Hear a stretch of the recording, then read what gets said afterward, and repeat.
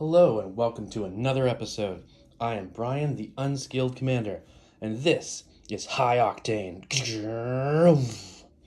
where we take one of my decks and we try and speed it up as absolutely possible by giving it the perfect opening hand and next 10 cards to see just how fast this deck can win the game.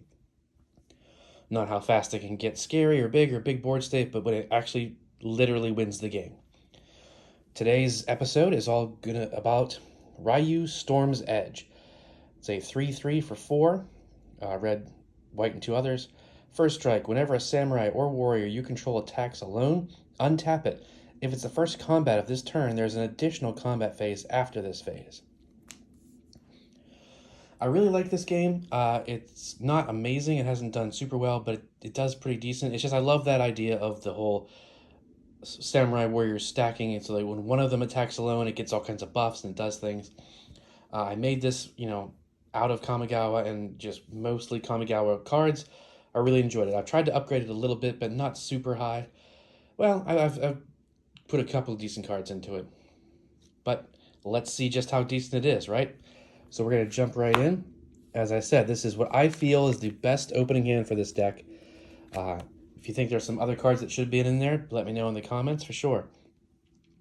So, of course, as always, we're assuming that there's 4 players in this game and that there's not going to be no interactions, no board wipes, no counter spells, none of that. Everyone else just has normal decks or is having bad luck with their draws. So turn 1, we draw a card. We're going to do the same setup you see every time on High Octane. We got a land, we go into Soul Ring, we go into Arcane Signet. Let me know if you think there's a better way to, do that. I mean, this is kind of the default. Every single deck starts out with this turn 1. But I like it. So far it works. But that's all we can do. I don't have any 1-drops. We're going to go around the table. Everyone does a land. And not as good first turns as us. Gosh, how surprising. So then we go ahead and turn 2. We're drawing a card. We're going to play a land. Tapping 1, 2, 3, 4 for Thran Dynamo. Also, cards you see me play every time on turn 2, Thran Dynamo.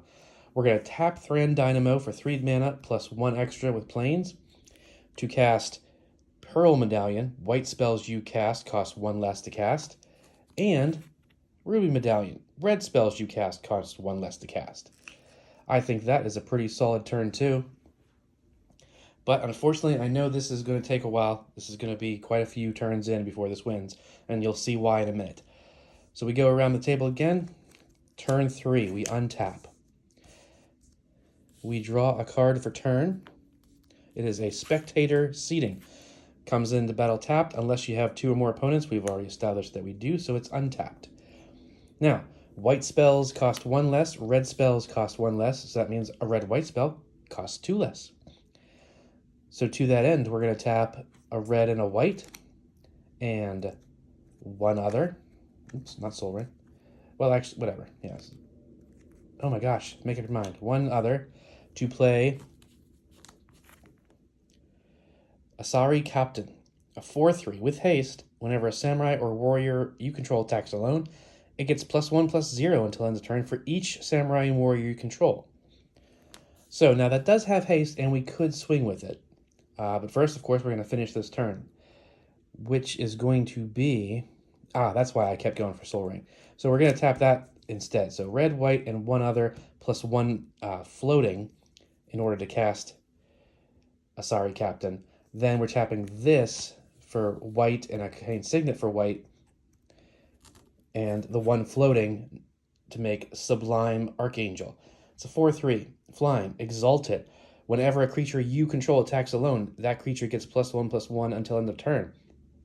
And other creatures you control now have Exalted.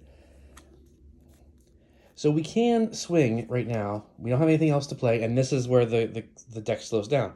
I have no real good idea for red card draw that would get me a bunch of cards quickly. If you have any suggestions, please put them in the comments, because I would love to know some good red or red-white card draw spells to put in this deck. Because basically this could go a lot faster if I could draw like 3 cards real fast right now. Or 4 or 5, whatever much you could do. So Thran Dynamo is not going to get used this turn. I can attack with Asari Captain, which would buff itself by 1 because it's Samurai. and then it would get the Exalted trigger off of both. So 1, 2, 3 on the 4. So it would be 7 swinging in early on turn 3. Someone is probably still open, but I don't really want to risk a Sorry Captain right now, so I'm not going to attack. If someone swings in, as long as I can safely block them, and I don't think there's going to be shenanigans, I would block, or maybe I would just take the damage at this point. It's still early in the game. Now, that was turn 3. Still good board state for turn 3, definitely, but now, heck bent, hell bent, whatever you want to say, I have nothing in hand. So now we have to pass turn, goes around the table, comes back around to turn 4. We draw a card for turn, and we are going to play, which is Blade Historian. The problem with this one is there's no colorless. So it's 4 red or 4 white or a combination of those. So we need all colored mana for it, which is one of the reasons why I had to make sure that I had the right amount of lands. So red, red, red, and a white in order to play Blade Historian, which says attacking creatures you control have double strike. Very important for this setup. I'm just going to kind of stack up the 2 medallions off to the side here so we know what they are, but they're not taking up too much real estate. Again, I could attack, but I'm not going to because these are all pieces of what's going to be a final slam, but it's going to be turns from now, which is upsetting. So that was turn 4. We are now passing turn. Boom, boom, boom. Comes back to us. Now we could be getting, risking taking damage at this point. Turn 5, we're going to draw. We are going to play. Tap a red, and then because red spells cost 1 less, we need 4. 1, 2, 3, and 4 with 1 floating to play Angrath's Marauders. A 4/4, but more importantly, if a source you control would deal damage to a permanent or player, it deals double that damage instead. So not only are we double striking, now we have double damage. I still have Arcane Signet and Plains, so I will tap 1 of each to play my commander, Ryu Storm's Edge. We've used up all of our available mana, but we have a pretty solid board state. And that's on turn 5. Still, regrettably, 2 turns away from actually winning the game.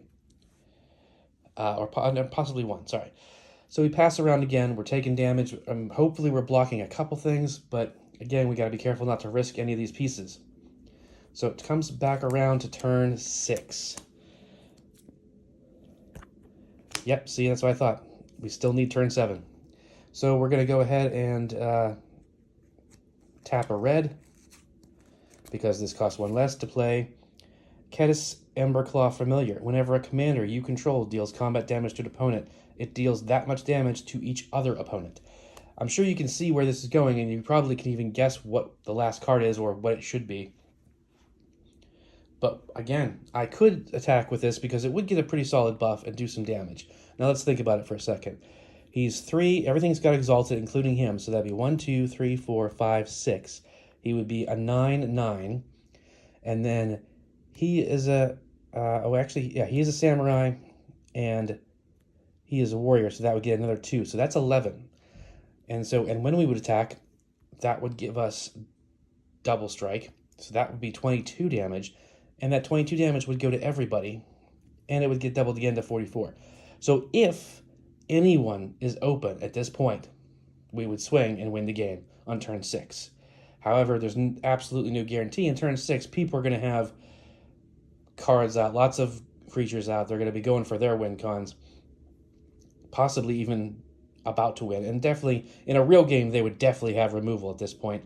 So even if you swung in, they'd be like, nope, I'm going to bounce it, I'm going to whatever, and they would have stopped some of these pieces. But again, for the concept of the show, we're going to go one more turn. Turn 7. Here we go. This, of course, is untapped. And then we draw the final piece, Rogue's Passage. That says it adds 1 uncolored mana to your mana pool, but more importantly, you pay 4 and tap this, so you need 5 available mana. Target creature can't be blocked this turn. So that's exactly what you do. Thran Dynamo and a red for 4, tapping Rogue's Passage, making the commander unblockable. There you have it, turn 7, everybody's dead. Because, as we've said before, 1, 2, 3, 4, 5, 6 Exalted, so that makes it a 9, 2 Samurais, which means 10, 11. It is 11 damage that's unblockable. When it hits it, but it's double strike. So it's going to be 22 damage, and it gets doubled to 44. And everyone gets 44. So it doesn't even matter. The commander damage isn't important because everyone's taking 44 damage, and your life total is 40. So assuming no one even gained a bunch of life, there you go. And of course, for accuracy's sake, it'd be the first strike damage would hit for 11, which would then be 22 damage. Everyone would take 22 damage. Then the second normal attack damage of 11 doubled to 22. And then another round of 22 damage would happen. And then there you go. But here we are, Samurai. I keep saying one of my favorite decks, but I really love this deck as well. It just needs to be tweaked and get faster, clearly. But we are talking a turn 7 optimized win, so that's clearly not very good. How would you fix it? What would you do to try and clearly I'm saying, like I said, card draw is one of the big concerns, especially with this setup. Never going to see this setup, never going to have no interactions. But had I been able to draw, the Rogue's Passage, the Ketis, and maybe, the one other card faster, I had enough mana that I could have played all 3 on turn 5 instead of, I wouldn't have had to wait the turns to draw them. So then he could have won on turn 5. And I think 5 would be a respectable win. But I hope you enjoyed the episode. I hope you got some ideas. If you have ways to speed this up, please let me know. If you build a deck similar to this, let me, show that off. Let us know what you did. Please check out some of my other videos. Maybe subscribe. Maybe hit a like button or two. And I will see you next time.